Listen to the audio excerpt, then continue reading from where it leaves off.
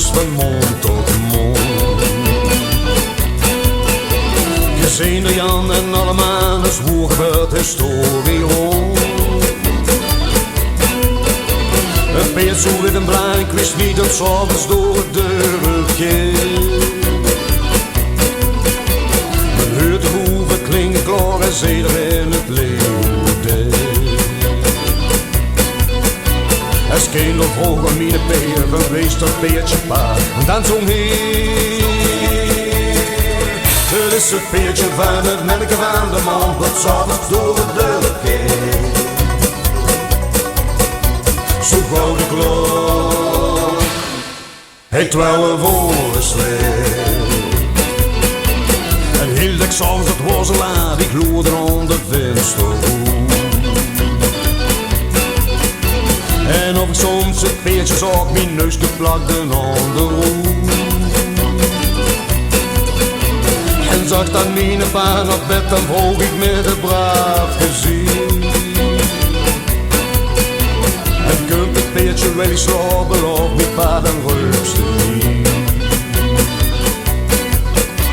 En vroeg de dag erop, waarom kwam het peertje niet? En dan zong hij.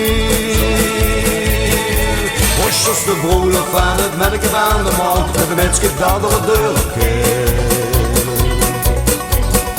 Zo gauw de klok, het 12 uur slecht.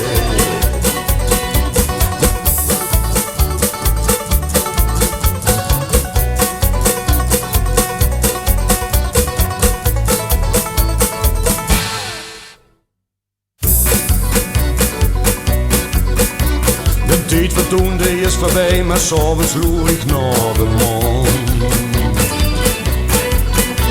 Het is of ik het peertje zing er in een wolk voorbij mij gewoon.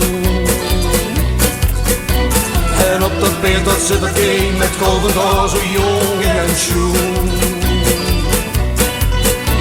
De wolken golven mij voorbij, zo gauw eens de tijd van toen.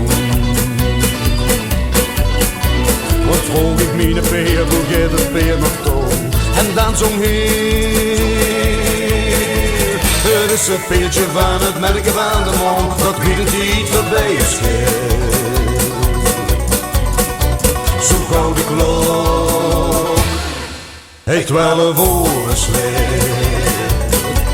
Het is het peertje van het melken van de man, dat wie de tijd voorbij is geeft.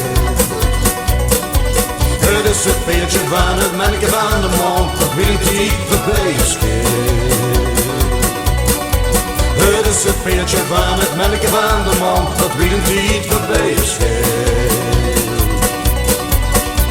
Zo gauw de klok, het 12 uur slecht. Het 12 uur slecht. Het 12 uur slecht. Het 12 uur slecht. Het 12 uur